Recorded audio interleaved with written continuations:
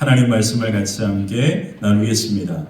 하나님은 우상 숭배의 죄악으로 말미암아 깨어진 언약의 축복을 다시 회복시켜 주십니다. 그 다시 회복해 하시는 그 놀라운 은혜가 출애굽기 34장의 핵심 내용입니다. 하나님은 모세를 다시 시내산으로 부르시죠. 그래서 오늘 말씀의 시작이 이와 같이 시작되고 있습니다. 1절 2절 같이 한번 읽어볼까요? 여호와께서 모세에게 이르시되 너는 돌판 둘을 처음 것과 같이 다듬어 만들라. 내가 깨뜨린 처음 판에 있던 말을 내가 그 판에 쓰리니 아침까지 준비하고 아침에 시내산에 올라와 산 꼭대기에서 내게 보이되. 아멘. 하나님께서 다시금 모세에게 처음에 내가 써서 너에게 주었던 그 돌판과 같은 모양으로 너가 본 그대로 다듬어 가지고 그것을 들고 어디에 올라와라? 시내산으로 올라와라. 그렇게 말씀하고 있습니다. 하나님께서 모세를 다시 시내산으로 부르신 이유는 명확하고 분명합니다. 하나님과 깨어졌던 그 시내산의 언약을 뭐하기 위해서요? 회복하기 위해서입니다. 시내산 언약이 어떻게 시작되었습니까? 출애굽기 19장에 이스라엘 백성들과 하나님은 시내산에서 시내산 언약을 맺으십니다. 그리고 언약의 축복을 이렇게 선포하셨는데 출애굽기 19장 5절 6절이 그 말씀입니다. 한번 읽어볼까요? 세계가 다 내게 속하였나니 너희가 내 말을 잘 듣고 내 언약을 지키면 너희는 모든 민족 중에 내 소유가 되겠고 너희가 내게 대하여 제사장 나라가 되며 거룩한 백성이 되리라. 너는 이 말을 이스라엘 자손에게 전할지니라. 아멘. 시내산 언약의 그 놀라운 축복이 무엇입니까? 너희가 나의 소유가 되고 그리고 제사장 나라가 되며 거룩한 백성이 될 것이다. 이 놀라운 시내산 언약을 하나님께서 그들에게 허락하셨습니다. 근데 이스라엘 백성들이 우상 숭배, 금송아지를 만드는 죄악으로 말미암아 그들 스스로가 이 하나님의 엄청난 언약을 어떻게 한 거예요? 깨뜨린 겁니다. 언약의 축복은 하나님께서 이스라엘 백성들에게 전적인 하나님의 은혜로 베풀어 주신 겁니다. 놀라운 은혜가 그들에게 임한 거죠. 그래서 하나님은 이스라엘 백성들 하나님의 소유, 제사장 나라, 거룩한 백성이 되게 하시겠다라고 약속하시고 축복하셨습니다. 이 하나님의 언약의 축복은 우리가 잘 아는 것처럼 이스라엘 백성들이 하나님의 소유가 될 자격이 있어서 이스라엘 백성들이 제사장 나라가 될 만큼 그렇게 영적으로 탁월해서 그리고 하나님의 백성이 될 만큼 거룩해서가 아닙니다. 그들은 조금도 이와 같은 축복을 받을 만한 자격이 없었습니다. 하나님께서 그들에게 이 놀라운 언약의 축복을 일방적으로 하나님의 은혜로 그들에게 베풀어 주신 겁니다. 아멘. 그래서 출애굽기에 하나님의 전적인 은혜 이와 같은 이야기들이 나오는데 그것을 통해서 많은 사람들은 출애굽기 안에 하나님의 복음을 발견한다라고 그렇게 이야기합니다. 그래서 출애굽기 안에는 엄청난 복음의 메시지들이 있는데 그 중에 가장 대표적인 것이 바로 시내산 언약입니다. 이 시내산 언약의 축복을 통해서 하나님께서 그들에게 이 언약의 주인공이 될 만한 자격이 있어서 그들에게 이 약속을 하신 게 아니고요. 그들은 조금도 자격이 없는 존재였습니다. 하나님께서 전적인 은혜로 그들에게 이 은혜를 베풀어 주신 겁니다. 이 놀라운 축복을 하나님께서 그들에게 허락하셨는데 그들이 무엇을 만들었어요? 금송아지 우상 숭배의 죄악으로 말미암아 이 엄청난 언약의 축복을 그들 스스로가 깨뜨렸습니다. 하나님이 깨뜨린 게 아니고요. 그들 스스로가 그 언약을 파기한 겁니다. 깨뜨린 겁니다. 그들의 죄악이 바로 이와 같이 하나님의 엄청난 축복을 깨뜨리는 무서운 것이다라고 하는 사실을 이 사건은 우리에게 말해주고 있습니다.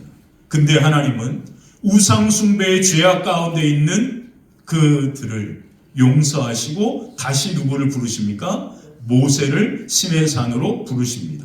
그리고 처음 것과 동일한 시내산 언약을 그들에게 다시금 허락하시는 이야기가 오늘 본문의 핵심입니다. 하나님은 전적인 은혜로 시내산의 언약의 축복을 다시 그들에게 회복시켜 주십니다. 이것을 복음이라 말하는 겁니다. 놀랍죠? 우리가 하나님의 자녀가 될 자격이 있어서 예수님을 우리에게 보내주신 게 아닙니다. 우리가 예수님을 믿게 된 게 아닙니다. 우리가 죄인 되었을 때 예수님의 그 놀라운 사랑을 우리가 그냥 인정하고 고백했을 뿐인데, 하나님은 그 입술의 고백을 너무나 기쁘게 받으시고 우리를 하나님의 자녀가 되는 권세를 허락하신 줄 믿습니다. 이것을 전적인 은혜로 말하는 겁니다. 똑같은 은혜가 지금 출애굽기 34장에 그대로 임하고 있습니다. 마틴 로이드 존스 목사님은 구약 속에 발견하는 복음이라고 하는 책에서 출애굽기 33장 34장의 이 본문을 가지고 하나님께서 이스라엘 백성들을 통하여 베풀어 주신 하나님의 전적인 은혜, 복음을 우리는 이 성경을 통하여 발견할 수 있다라고 그렇게 이야기하고 있습니다. 그러므로 우리는 오늘 이 출애굽기 34장을 통하여 하나님께서 베풀어 주신 그 놀라운 구원의 은혜, 그 축복의 은혜, 복음의 놀라운 구원의 역사가 우리 가운데 임하는 그 은혜를 오늘 출애굽기 34장을 통하여 우리는 발견할 수 있습니다. 하나님의 언약의 축복은 전적인 하나님의 은혜로 선포되어졌고, 그리고 그 은혜로 성취되어지는 겁니다. 그러나 그 언약의 축복이 깨진 이유는 단 하나, 그들의 죄악 때문이었습니다. 하나님께서 그 언약을 파기한 게 아니라 이스라엘 백성들의 죄악 때문에 그 언약의 축복이 깨지게 된 거죠. 우상 숭배의 죄악으로 말미암아 하나님과 언약의 축복이 깨어지게 된 겁니다. 그래서 우리는 이 우상 숭배의 죄악이 무엇인지를 깊이 있게 우리가 몇 주 동안 계속해서 반복적으로 다루고 있는 겁니다.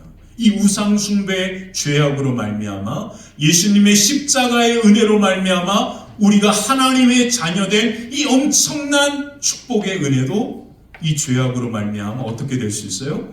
깨질 수 있기 때문에 그렇습니다. 여러분, 절대 자신하지 마십시오. 그래서 사도 바울은 내가 선줄로 하나 나는 오늘도 깨어서 그렇게 나아간다라고 이야기하는 겁니다. 그래서 팀 켈러는 거짓 신들의 세상에서 우상이 무엇인지에 대하여 이렇게 이야기했습니다. 하나님보다 더 중요한 것, 당신의 마음과 생각 속에 하나님보다 더 많이 차지하고 있는 것, 하나님만이 줄 수 있는 것을 주는 것, 그것이 바로 우상이다. 그러면서 세상 모든 것은, 하나님을 제외한 세상 모든 것은 다 너에게 우상이 될 수 있다라고 그렇게 이야기했습니다. 이스라엘 백성들이 왜 금송아지를 만들고 그것을 하나님이라 부르면서 예배했습니까? 그 이유가 무엇입니까? 그들은 그것이 하나님이라고 규정한 겁니다. 그 금송아지를 하나님으로 믿은 겁니다. 그리고 하나님이라 부르면서 그 금송아지에게 예배를 드린 겁니다. 우리가 지금 하나님 앞에 예배하는 것처럼. 그래서 우상은 무엇입니까? 하나님을 자기의 생각대로 규정하는 겁니다. 하나님은 이런 분일 거야. 하나님은 이런 분이야. 이렇게 자기의 생각대로 규정하는 그 모든 것이 다 우리에게 뭐가 되는 거예요? 우상이 되는 겁니다. 그래서 우상 숭배의 가장 중요한 핵심은 하나님을 자기 앞에 하나님으로 두는 게 아니라 하나님을 자기의 생각으로 규정시키는 겁니다. 하나님은 이걸 좋아하시고 하나님은 이걸 기뻐하시고 이렇게 자기의 생각대로 하나님을 섬기고 예배하는 이 모든 것들이 다 우상 숭배라고 이야기하는 겁니다. 그러므로 우상 숭배는 어느 누구도 자유로울 수 없는 겁니다. 이스라엘 백성들이 금송아지를 금송아지라고 생각하고 예배한 게 아닙니다. 그 금송아지가 자신들을 애굽에서 출애굽시킨 하나님으로 생각하고 하나님이라 부르면서 예배한 겁니다. 우리가 지금 하나님께 예배하는 것처럼. 그래서 우상 숭배의 죄악의 핵심은 뭐냐면 하나님을 내 생각대로 규정시켜 버리는 겁니다. 그래서 하나님은요, 모세를 다시 시내산으로 부르십니다. 그리고 모세를 시내 산으로 부르셨을 때 가장 처음 하신 것이 무엇이냐면 하나님이 어떤 분이신가를 말씀하십니다. 여러분, 오늘 성경에서 여러분들은 가장 중요한 성경 구절 앞에 직면하는 겁니다. 하나님께서, 하나님 스스로가 나는 이와 같은 하나님이야 라고 말씀하신 구절이기 때문입니다. 너무너무 중요한 구절인데 여러분 혹시 신앙생활하면서 오늘 이 구절을 처음 보신다면 여러분들은 참 안타까운 일입니다. 혹시 처음 보십니까? 이 구절 처음 봤다. 나 오늘 이런 구절 있는 줄 몰랐다. 손 들면 큰일 나는 거 아시죠? 그냥 손 들고 싶어도 가만히 있으셔야 되는 거 아시죠? 눈치가 빨라야 합니다. 신앙은 눈치가 빨라야 잘하는 거예요. 자, 출애굽기 34장 6절 이 말씀 절대 잊어버리시면 안 됩니다. 반드시 외워야 합니다. 하나님께서 하나님 스스로 이와 같은 분이라고 우리에게 말씀하신 유일한 구절 중에 한 구절입니다. 한번 6절 읽어볼까요? 함께 읽겠습니다. 여호와께서 그 앞으로 지나시며 선포하시되 여호와라 여호와라 자비롭고 은혜롭고 노하기를 더디하고 인자와 진실이 많은 하나님이라. 다시 한번 여호와라 여호와라 자비롭고 은혜롭고 노하기를 더디하고 인자와 진실이 많은 하나님이라. 아멘. 이것이 하나님께서 직접 하나님이 어떤 분이신가를 선포하신 겁니다. 하나님은 어떤 분이십니까? 자비롭고 은혜롭고 노하기를 더디하고 인자와 진실이 많은 하나님이시라. 오늘 우리는 이 하나님을 예배하고 이 하나님께 모든 영광과 감사와 찬송과 기도를 올려드리는 줄 믿습니다. 아멘. 은혜롭고 자비롭고 은혜롭고 노하기를 더디하고 인자와 진실이 많으신 하나님께서 오늘 저와 여러분들의 삶과 가정 위에 하늘의 영광의 복을 마음껏 허락하실 줄 믿습니다. 아멘. 그 은혜가 가득하시기를 주님의 이름으로 간절히 축원합니다. 아멘. 우리에게 언약의 축복을 베푸신 하나님이 어떤 분이신가 오늘 말씀을 통하여 함께 살펴보겠습니다. 첫 번째, 스스로 자신을 계시하시는 하나님입니다. 스스로 자신을 계시하시는 하나님. 다른 말로 표현하면 계시라는 말이 좀 어려우니까 스스로 자기 자신을 드러내시는 하나님, 알려주시는 하나님, 말씀하시는 하나님입니다. 그러면 여러분들이 기도할 때 하나님 말씀하십시오. 내가 어떻게 가야 합니까? 그러면 하나님은 우리에게 뭐 하시는 거예요? 스스로 우리에게 말씀하시는 하나님입니다. 이 하나님을 경험하시기를 축원합니다. 하나님은 반드시 말씀하시는 하나님입니다. 근데 하나님께서 지금까지 우리 현대인, 우리 현대 그리스도인들에게 가장 많이 사용하시는, 말씀하시는 방법이 뭐냐면 바로 성경입니다. 그래서 우리가 신앙생활할 때 성경 말씀을 듣는 자리, 그리고 매일같이 성경을 읽는 것, 그리고 말씀을 암송하는 이와 같은 훈련에, 이와 같은 영적인 훈련들은 우리의 신앙과 삶을 놀랍게 새롭게 합니다. 왜 그러냐면 하나님께서 그 말씀을 통해서 우리에게 뭐 하시니까요? 스스로 자기를 나타내 보이시기 때문입니다. 그래서 출애굽기 34장 5절에 이렇게 그 이야기가 시작이 되죠. 여호와께서 구름 가운데 뭐하사? 강림하사 그와 함께 거기 서서 여호와의 이름, 하나님의 이름을 뭐하셨다? 선포하셨다라고 이야기합니다. 하나님은 하나님 스스로 하나님이 어떤 분이신가를 뭐하신 거예요? 선포하십니다. 하나님은 우리의 생각으로 규정할 수 있는 분이 아니라는 거예요. 그래서 하나님은 이스라엘 백성들이 자기의 생각으로 하나님을 규정하여 우상 숭배를 했기 때문에 하나님 스스로가 언약의 축복을 회복하시면서 뭘 하고 있냐면 하나님 스스로가 누구이신지를 그들에게 뭐 하는 겁니까? 선포하고 알려주는 겁니다. 왜 하나님을 우리의 생각으로 규정하면 안 되냐면 하나님은요 우리의 생각으로 규정할 수 없는 분이기 때문에 그렇습니다. 그 이유가 뭡니까? 하나님께서 세상을 창조하신 분이기 때문에 그런 거예요. 하나님이 세상을 말씀으로 창조하신, 그리고 우리를 하나님께서 만드셨기 때문에 우리 피조물인 우리가 어떻게 창조주 하나님을 규정할 수 있겠습니까? 이게 바로 우상의 시작입니다. 그래서 하나님은 말씀으로 하나님의 그 놀라운 세상을 창조하셨는데, 그래서 성경의 시작이 뭐라고 되어 있습니까? 창세기 1장 1절 태초에 하나님이 천지를 창조하셨다. 세상의 모든 생명은 다 누구로부터 시작되었다? 하나님으로부터 시작되었다라는 겁니다. 여러분들은 혹시 이 창조라고 하는 이 말이 범위를 지구 그리고 우리가 사는 항구 이 정도로만 생각하십니까? 하나님은 온 우주 만물을 창조하신 분입니다. 근데 이 하나님을 우리가 생각으로 뭐한다? 규정한다. 이게 얼마나 무서운 거죠. 이게 바로 우상의 출발입니다. 하나님은 온 우주 만물을 말씀으로 존재하게 하신 분입니다. 그리고 그 하나님은 모든 생명의 존재의 근원이 되시는 분입니다. 우리는 이 하나님을 믿고 예배하는 겁니다. 엄청난 분인 겁니다. 아니, 가늠할 수 없는 분이에요. 그러므로 하나님은요, 하늘보다 높은 분이시고, 그러므로 하나님은 바다보다 깊은 분이시고, 그리고 온 우주보다 넓으신 분이 하나님이십니다. 우리가 우리의 생각으로 하나님을 이런 분이라고 규정하는 순간 그것이 곧 우상이 되는 겁니다. 그래서 하나님은요, 스스로 하나님이 어떤 분이신가를 오늘 본문에 선포하는 겁니다. 그리고 우리에게 선포하는 거예요. 우리 하나님께서 하신 말씀을 믿고 우리는 신뢰할 뿐입니다. 아, 하나님은 이런 분이시구나. 그 말씀을 우리는 신뢰하고 믿고 그 하나님을 예배하고 그 하나님 앞에 나아가는 거예요.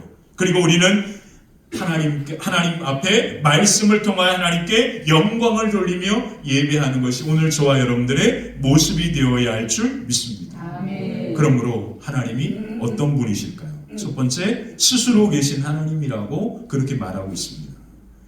스스로 계신 하나님을 가장 먼저 성경에서 언급한 것이 출애굽기 3장에 나옵니다. 출애굽기 3장에도 이 말씀이 똑같이 나와요. 하나님 스스로가 어떤 분이신지를 말씀하신 부분이 있습니다. 하나님께서 모세가 불이 붙은 떨기나무 가까이 다가올 때 하나님께서 그를 부르시고 그리고 그에게 엄청난 사명을 허락하십니다. 그때 모세가 이스라엘 백성들이 하나님의 이름을 물으며 무엇이라고 말해야 합니까? 라고 물었을 때 하나님께서 모세의 질문 앞에 이렇게 대답하셨는데 출애굽기 3장 14절 또 엄청난 말씀이 나옵니다. 한번 읽어볼게요. 하나님이 모세에게 이르시되 나는 또 이르시되 너는 이스라엘 자손에게 이같이 이르기를 스스로 있는 자가 나를 너희에게 보내셨다 하라. 스스로 있는 자, I who I am. 이 너무나 유명한 하나님에 대한 그러한 하나님의 선포였습니다. 하나님은 어떤 분이시라고요? 스스로 계신 하나님이라. 다른 말로 표현하면 창세기 1장을 가지고 이야기하면 모든 생명의 근원이 되시는 분이 하나님이시다. 스스로 계신 하나님께서, 그래서 하나님께서 이 스스로 계신 하나님이라고 하는 이 말을 모세에게 하시면서 그 말의 의미가 무엇인지를 이렇게 그 다음 절에 설명을 하십니다.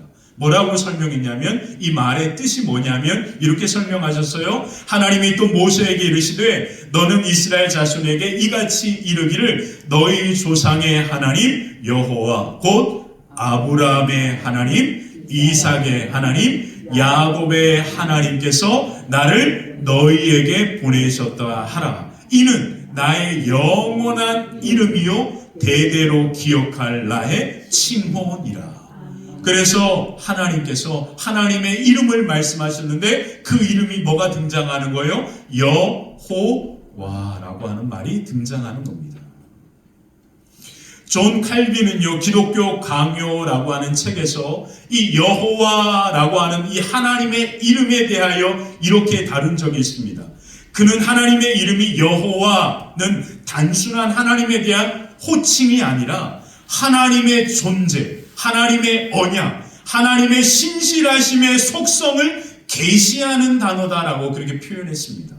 그냥 여호와라고 하는 이 하나님의 이름은 하나님을 부르는 원석, 전원석이라고 하는 전원석 목사님이라고 하는 호칭이 아니라고 하는 거예요. 이 여호와라고 하는 이 하나님의 이름 안에는 하나님의 존재에 대한 것을 이야기하고 하나님의 언약에 대한 것을 말하고 신실하신 하나님에 대한 속성을 우리에게 말해주는 그러한 단어이다, 그리고 호칭이다라고 이야기합니다. 그러면서 이렇게 얘기했는데요, 하나님은 그 자신 안에 모든 존재의 근원을 가지신 분이시며 그 외에 다른 것에 의존하지 않으신다. 하나님은 불변하시고 신실하심으로 하나님께서 하신 말씀을 반드시 뭐 하시는 분이다? 이루시는 분이시다. 그러므로 스스로 계신 하나님 여호와, 이 말의 뜻은 뭐냐면 살아계셔서 지금도 변함없이 우리와 함께 하시는 신실하신 좋은 아버지 하나님이라고 하는 뜻입니다. 아멘. 우리는 그 하나님을 예배하는 거예요. 그러므로 하나님은 오늘 이 시간에도 신실하게 우리 가운데 함께 하시는 겁니다. 아멘. 너무 중요합니다, 여러분. 저와 여러분들이 예배를 드리면서 여러분들이 예배를 드리는 그 하나님을 여러분들의 생각으로 규정하면서 예배하는 것은 우상을 예배하는 것과 같은 겁니다. 그러면 우리는 뭘 예배해야 합니까? 하나님 스스로가 우리에게 선포하신 하나님을 예배하는 거잖아요. 하나님께서 무엇이라 하나님이 어떤 분이신지를 이야기하셨습니까? 하나님은 스스로 계신 하나님이다. 그 말이 뭐라고요? 그 하나님은 살아계셔서 변함없이 우리와 신실하게 함께 하시는 하나님이다. 이게 그 말의 뜻이에요. 성경에서 말하는. 그러므로 신실하신 살아계셔서 우리와 함께 하시는 그 하나님을 우리는 뭐 하는 겁니까? 예배하는 겁니다. 그러면 우리의 예배 가운데 그 하나님은 지금 뭐 하시는 겁니까? 함께 하는 겁니다. 이 믿음으로 우리는 예배하는 겁니다. 내가 내 생각과 내 감정을 뭔가 박치는 짜릿한 말씀이 있어서 그 예배가 좋은 예배가 아니고요. 그 살아계신 하나님이, 신실하신 하나님이 그 예배 가운데 영광 받으시기 위하여 우리 가운데 함께 하심을 믿고 예배하는 그 예배가 엄청난 예배가 되는 겁니다. 우리는 그 예배를 드리는 겁니다. 그리고 우리는 그 하나님 앞에 모든 영광과 감사와 찬송을 올려 드리는 겁니다. 자, 두 번째, 변함없이 우리를 사랑하시는 하나님입니다. 변함없이 우리를 사랑하시는 하나님. 하나님께서 스스로 자신을 계시하십니다. 하나님이 어떤 분이신가를 구체적으로 선포하십니다. 왜 구체적으로 이렇게 말씀하실까요? 그 이유는 단 하나, 이스라엘 백성들이 또 하나님을 뭐 할까봐? 자기의 생각대로 규정시킬까봐.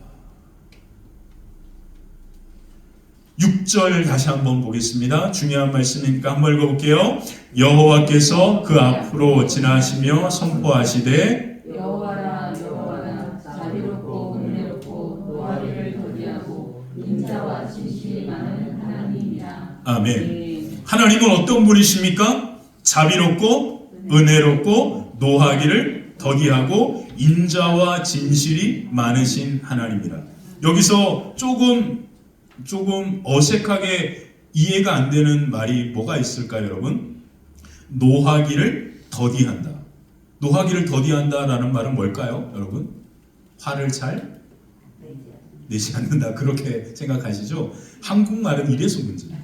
그래서 영어와 원어와 이런 말들을 같이 봐야 이 말의 의미가 명확하게 보는데, 하나님이 화가 나셨는데 오늘 막 참고 이렇게 나를 째려보는 이런 느낌, 이게 그 있잖아요. 왜 우리 절에 가면 절 입구에 그 뭐 있죠? 그 이렇게 나무로 된 큰 이렇게 막 이렇게 하고 이렇게 이런 하나님, 이렇게 오해할 수 있는 거거든요. 하나님은 이미 나한테 화가 나셨어. 그리고 그 화를 참고 있어. 이런 식으로 생각하는데, 이 단어의 뜻을 보면 어떤 말로 생각할 수 있냐면 오래 참으시는, 오래 참는다라는 말이 뭐예요? 이 말이 뭐예요, 여러분? 봐준다, 용서 이깁니까? 우리를 사랑하신다는 거예요. 그래, 사랑은 그렇잖아요. 그래, 이거 성경에 나오잖아요. 사랑은 가장 첫 번째가 뭐예요? 사랑의 정의를 사도 바울은 뭐라고 이야기했습니까? 오래 참는다. 오래 참는다라는 말 속에 이 말을 이제 딱 느끼면 여러분들은 하나님의 화난 얼굴을 생각합니까? 하나님의 인자하심이 생각나지 않나요? 아, 나를 언제나 뭐 하시는 분? 기다려 주시고, 참는다는 말 쓰지 마시고 기다려 주시고 나를 언제나 만나기를 그렇게 간절히 기뻐하시는 그와 같은 하나님의 그 탕자를 기다리는 아버지와 같은 그와 같은 하나님이라고 예수님이 설명하시잖아요. 이 구절은 성경 전체에서 하나님을 가장 잘 계시하신 구절 중에 하나입니다. 그리고 하나님께서 직접 말씀하신 거예요. 그래서 이 말씀은 절대 잊어버리면 안 됩니다.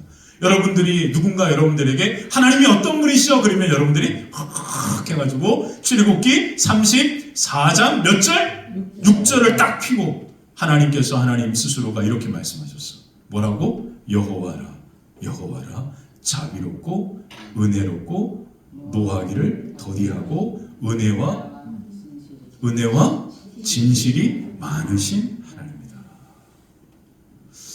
아, 저는 이 말씀 암송하고 외우면서 너무너무 은혜가 됐어요. 아, 그렇구나, 하나님 이런 분이시구나. 근데 우리는 너무 하나님을 자꾸 자기 생각으로 규정해요. 하나님은 이럴 거야. 내가 경험한 부모님이 나에게 했던 것처럼 자꾸 어머니와 아버지를 대비시킨단 말이에요. 그러니까 하나님을 자꾸 오해하는 겁니다. 하나님은 그런 분이 아니신데. 이게 뭐라고요? 하나님을 내 생각대로 규정하는 것은 뭐라고요? 우상 숭배라. 정말 우리 너무 중요한 설교를 듣고 있는 겁니다. 우리 신앙의 삶에 정말로 몇십 년 동안 그렇게 신앙생활을 해도 내 생각대로 하나님을 규정하는 순간 우리는 하나님을 예배하는 것이 아니라 뭐를 예배한 거예요? 금송아지 우상을 예배하는 것 같은 겁니다, 여러분. 그러니까 이 말씀은 너무너무 중요합니다. 우리가 예배 드리러 와도요. 아니, 지금 우리가 이 11시에 우리나라에 그리고 전 세계에 수많은 교회에서 예배를 드리고 있습니다. 근데 그 예배를 드리면서 하나님은 이런 분이라고 자기 생각으로 규정하면서 예배하는 그 모든 사람들의 예배는 정말로 좀 과장해서 표현한다면 다 지금 하나님이 아니라 누구에게? 우상에게 예배하는 것이 되는 거죠. 너무 놀랍지 않습니까? 제가 가볍게 얘기하지만 이 엄청나게 놀라운 말씀인 겁니다. 우리가 주일날 하나님께 예배하러 간다라고 얘기하지만 우리가 하나님을 내 생각대로 규정하는 순간 우리는 하나님이 아니라 우상에게 모든 영광을 올려드리는 겁니다. 그래서 하나님은 이스라엘 백성들과 다시금 시내산 언약의 축복을 맺으시면서 그들에게 가장 먼저 하나님에 대하여 규정하지 말라고 하나님 스스로가 하나님에 대하여 오늘 이렇게 말씀하고 있는 겁니다. 그러면 우리도 동일합니다. 예수 그리스도를 통하여 하나님의 자녀되는 권세가 우리에게 임하였는데 우리는 그 은혜의 놀라운 축복 가운데 살아가야 하는데 우리가 그 하나님을 내 생각대로 규정하는 순간 그 죄악으로 말미암아 이 하나님의 자녀된 권세가 깨지게 되는 거잖아요. 그러면서 우리는 자꾸 책임을 누구에게 돌리냐면 하나님께 돌린단 말이에요. 죄악 때문에 그 관계가 깨진 것은 생각하지 않고 자꾸 하나님께서 내 기도를 안 들으시나 봐. 하나님을 규정하는 거죠. 하나님은 잘 듣고 계시는데 내가 하나님을 지금 규정하는 겁니다. 하나님은 내 기도는 안 들으시는 분이야. 하나님은 내게 관심이 없는 것 같아. 하나님은 왜 나한테 재정을 안 주시는 분이지? 자꾸 이게 뭐 하는 거예요? 스스로 하나님을 규정하는 겁니다, 여러분. 하나님을 규정하면 어떤 일이 발생하는지 아십니까? 서운하면 어떤 일이 벌어지는지 아세요? 예배 때마다 자리가 계속해서 뒤로 물러나다 결국은 문을 열고 문 밖에 머물다가 그러다가 점점 문에서부터 2층으로 해서 1층으로 내려갔다가 그리고 밖에 주차장에 어슬렁거리다가 그러다가 다시 차 타고 어디로 가는 거예요? 너무 중요합니다. 신앙생활 하면서 왜 하나님이 서운할까요? 그 이유는 단 하나, 지금 내가 하나님을 내 생각대로 규정하고 있기 때문입니다. 그러므로 우리는 말씀을 믿고 신뢰해야 합니다. 하나님은 어떤 분이라고요? 하나님은 자비롭고 은혜롭고 오래오래 참으시면서 나를 기쁘게 기다리시고 아멘. 그리고 은혜와 진실이 많으신 하나님. 아멘. 이 하나님이 가장 잘 계시된 하나님 스스로가 가장 잘 드러낸 사건이 바로 예수님의 십자가입니다. 아멘. 그래서 찰스 스펄전은 오늘 본문의 설교에서 자비롭고 은혜롭고 은혜와 진리가 많으신 하나님은 그리스도 안에서 나타나는 하나님의 은혜와 진리가 아니면 설명되지 않는다라고까지 표현했습니다. 그래서 예수 그리스도의 십자가의 사건은 오늘 우리에게 하나님이 자비롭고 은혜롭고 은혜와 진실이 많으신 하나님인 것을 우리에게 가장 잘 보여주는 계시의 사건이라고 그렇게 스펄전 목사님은 이야기합니다. 하나님께서 자신을 계시하신 이것이 가장 잘 계시된 사건이 예수님의 십자가와 부활인데 이것을 신약 성경은 한마디로 정의했는데 그게 뭐냐면 하나님은 사랑이시다 이렇게 말합니다. 출애굽기 34장 6절에 하나님께서 그렇게 하나님 스스로를 선포하신 이 말씀을 사도 요한은 딱 한 구절로 이 십자가의 사건을 경험하고 나서 한 구절로 그 하나님을 정의했습니다. 그 하나님을 뭐라고요? 하나님은 사랑이시다.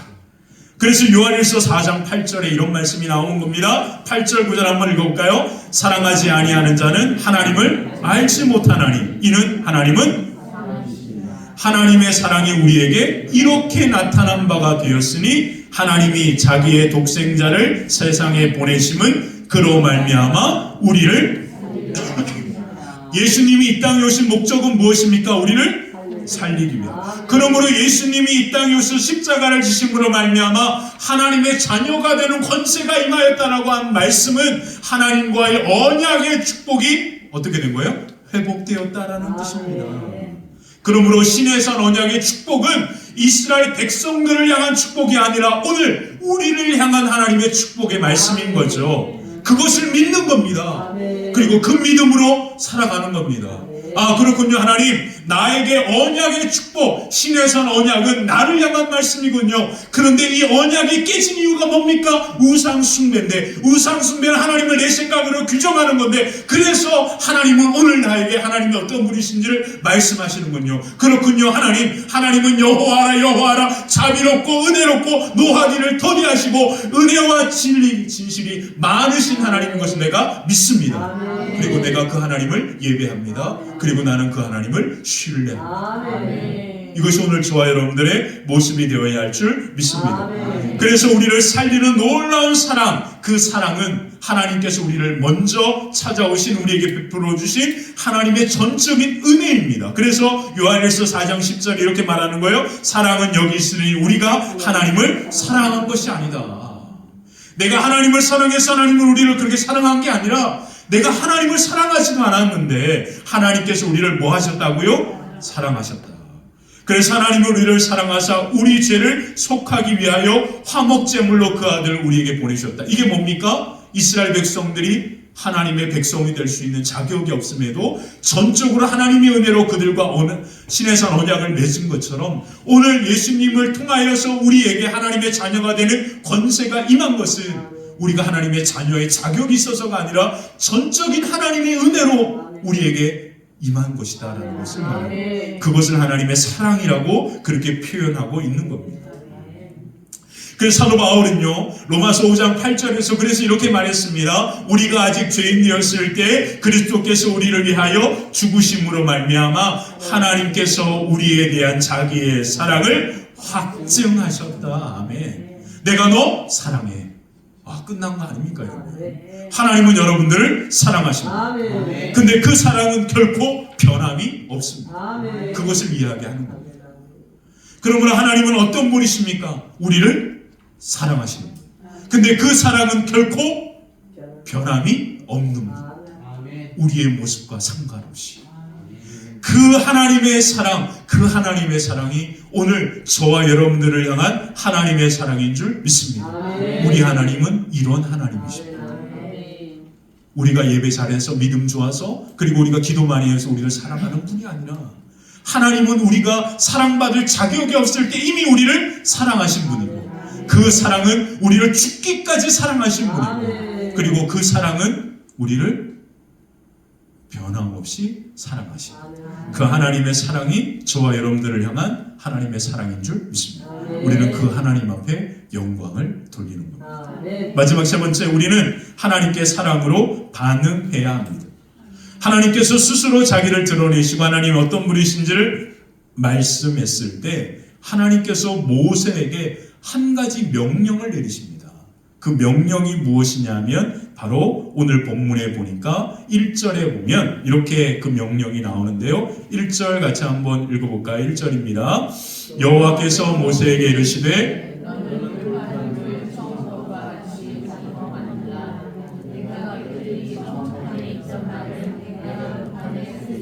하나님께서 모세에게 명령한 것이 한 가지가 나오는데 그게 뭐냐면 바로 돌판을 내가 너에게 주었던 것과 똑같은 그런 모양, 네가 본 그대로 그것을 만들어서 시내산으로 가지고 오라고 명령하셨습니다. 이게 너무나 중요한 거예요. 하나님의 전적인 은혜로 우리가 하나님의 백성이 되고 하나님의 자녀가 되었습니다. 그러면 그것으로 끝나는 게 아닙니다. 우리는 반드시 그 하나님 앞에 믿음으로 반응을 해야 하는 겁니다. 그 믿음의 반응을 하나님께서 모세와 이 과정을 통하여 우리에게 명확하게 보여주십니다. 왜 우리가 믿음으로 반응해야 할까요? 그 이유는 단언합니다. 하나님은 우리를 너무나 사랑하시지만 그 하나님은 또한 공의하신 하나님이기 때문에 그렇습니다. 그래서 오늘 성경에 보면 은혜로운 말씀이 나오다가 갑자기 7절에 너무너무 부담스러운 말씀이 나옵니다. 7절 한번 보시죠. 출애굽기 34장 7절 한번 보겠습니다. 인자를 천대까지 베풀며 와 하나님께서 천대 몇 년이야? 와, 한 대를 40년으로 하니까 천대면 몇 년이에요? 한 1대가 40년이라고 하거든요. 천대면 몇 년입니까? 4만 년. 우와, 4만 년. 4만 년 동안 하나님께서 뭐를 베푸신다고요? 은혜를 베푼다. 이 말씀은 우리가 안 보고 그 다음을 본단 말이에요. 한번 볼게요. 악과 과실과 죄를 용서하시리라. 그러나 이게 문제입니다. 그러나 벌을 면제하지는 아니하고 4만 년 동안 은혜를 베풀어주는 거 생각 안 하고 죄를 지면 3, 4대 그래 내가 안 되는 이유가 우리 아버지 때문이구나. 글렀네. 우리 애들도 희망이 없네. 참 글렀네. 그냥 대충 살지. 이렇게 된단 말이에요. 이 말씀의 의미를 봐야 하는 거예요. 이 말씀의 의미는 뭡니까? 하나님은 절대 죄를 용납하지 않는다라는 뜻입니다. 우리가 하나님은 사랑이시다라고 하는 그러한 말 속에서 우리가 너무 오해하고 있는 게 한 가지 있습니다. 하나님이 나를 변치 않고 나를 사랑하신다라고 생각하면서 그래서 우리는 뭘 생각하냐면 하나님께서 요것 정도는 그냥 눈 감아 주실 거야. 이것 정도 참아. 날 영원히 사랑하신다는 요거 뭐 이렇게 생각하는 거예요. 그래가지고 여기 손에 가시가 맥혔단 말이에요. 가시가 맥히면 하나님 영원토록 나를 사랑하신다고 그러셨습니다. 이게 뭡니까 지금? 이런단 말이죠. 이 말씀이 의미하는 바를 여러분들은 절대 오해하시면 안 됩니다. 하나님은 우리를 변치 않고 뭐 하시는 분? 사랑하시는 분. 그러나 하나님은 또한 우리를 심판하시는 공의하시는 하나님입니다. 이 공의와 사랑의 하나님이 같이 있는 겁니다. 이것을 잊으면 절대 안 됩니다. 그래서 하나님이 그것을 언급한 겁니다. 너희가 정말로 하나님의 말씀 앞에 하나님의 그 놀라운 은혜 가운데 그렇게 서 있으면 나는 너를 기억하고 천대까지 영원토록 하나님의 은혜를 베풀지만 정말로 작은 죄악이라도 있으면 나는 그 은혜를 베풀 수가 없어. 이 뜻입니다. 그러면 하나님이 조건을 다신 하나님입니까? 못된 하나님입니까? 아닙니다. 우리에게 뭘 요구하시는 거예요? 죄를 물으신다. 여러분, 왜 우리가 죄를 짓는지 아십니까? 죄는 나쁘다 옳다라는 것을 내 머리가 다 알고 있습니다. 죄 모르고 짓는 분 계세요 혹시? 거짓말하면 나쁘다 다 아시잖아요. 근데 남편들은 왜 아내에게 거짓말을 하죠? 왜 아이들은 엄마한테 거짓말을 하죠? 여러분, 절대 착각하지 마십시오. 내가 모르고 짓는 죄는 그렇게 많지 않습니다. 이게 잘못되고 나쁘다라는 것을 내가 알면서 뭐를 짓는 거예요? 죄를 짓는 겁니다. 이미 하나님은 선악과를 통해서 옳고 그름에 대한 판단을 우리 마음에 두신 겁니다. 다 알고 있는 거예요, 우리가. 그러므로 우리 스스로가 그 죄에 대한 문제 앞에서 그 죄를 용납하는 순간 어떤 일이 벌어지냐면 영원토록 임하시는 이 하나님의 언약의 축복이 이 죄의 작은 죄로 말미암아 어떻게 된다고요? 깨어진다라는 것을 기억하라는 거예요. 그러므로 죄가 그만큼 무섭다라는 거예요. 하나님이 우리를 그렇게 사랑하셔도 우리 안에 죄의 문제가 있으면 하나님이 우리에게 어떻게 할 수 없다라는 그 사실, 그것을 이야기하는 겁니다. 그래서 우리에게는 뭐밖에 없는 거예요? 예수님의 십자가의 은혜밖에 없는 겁니다. 그래서 우리가 우리의 죄를 하나님 앞에 뭐하면? 자백하면 그는 미쁘시고 의로우사 우리의 죄를 사하시고 모든 불의에서 우리를 깨끗하게 하신다. 우리를 이와 같이 변함없이 사랑하신다라고 하는 것을 우리가 알 때 우리는 비로소 죄가 있어도 그 죄를 가지고 누구에게로 가는 겁니까? 하나님께로 가서 하나님 너무 아파요 이러는 겁니다. 사랑을 아니까.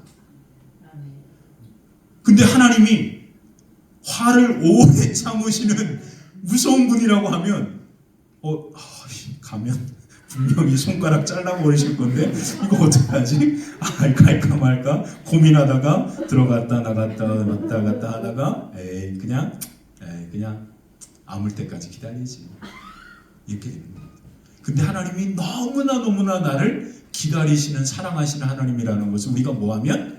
알면 하나님이 나를 어떻게 사랑하셨는지를 우리가 알면 우리가 죄를 지어도 뭐하게 되는 거예요? 하나님 죄송해요 저 죄 졌어요. 그게 가는 겁니다. 그리고 하나님께서 뭐예요? 뒤통수 때리시는 게 아니라 그래 내가 다 알고 있었어.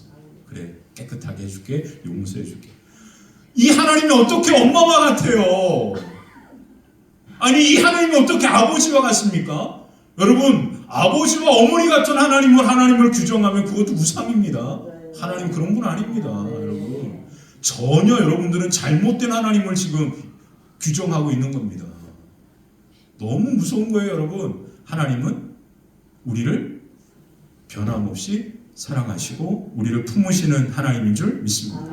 그래서 모세가요 그 하나님의 놀라운 영광 앞에서 딱 이렇게 반응했습니다. 뭐라고 반응했냐면 하나님 앞에 예비하며 기도합니다. 8절 9절 한번 읽어볼까요? 함께 읽겠습니다. 모세가 급히 땅에 엎드려 경배하며 이르되 주여 내가 주께 은총을 입었거든 원하건대 주는 우리와 동행하옵소서. 이는 목이 뻣뻣한 백성이니이다. 우리의 악과 죄를 사하시고 우리를 주의 기업으로 삼으소서. 아멘. 기가 막히죠. 앞에 모세가 두 개 했습니다. 첫 번째 하나님 앞에 땅에 엎드려 뭐 했다? 경배했다. 이게 뭡니까? 예배입니다. 예배. 그리고 두 번째 뭐 했습니까? 하나님 앞에 기도하죠. 뭘 기도했습니까? 우리의 악과 죄를 뭐 해달라고? 사해 주십시오. 회개 기도한 거잖아요.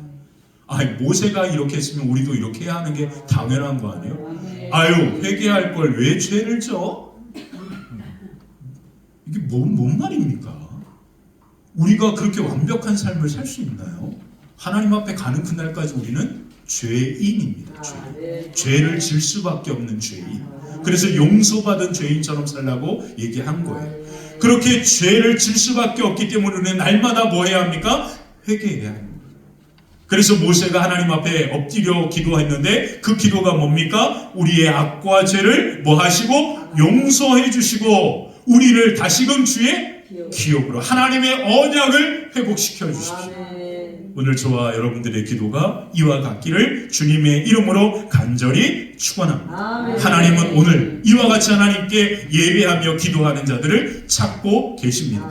그리고 이들을 기쁘게 받으시고 오늘 저와 여러분들을 악과 죄를 사하시고 언약의 축복을 회복시키시는 놀라운 은혜와 은총이 저와 여러분들의 걸음 위에 가득하게 되시기를 주님의 이름으로 간절히 축원합니다. 우리 함께 찬송가 304장 같이 함께 찬송하겠습니다.